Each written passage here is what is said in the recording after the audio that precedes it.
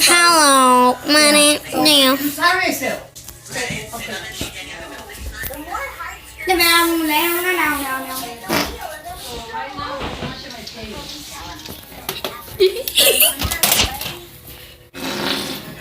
Sorry, that's me.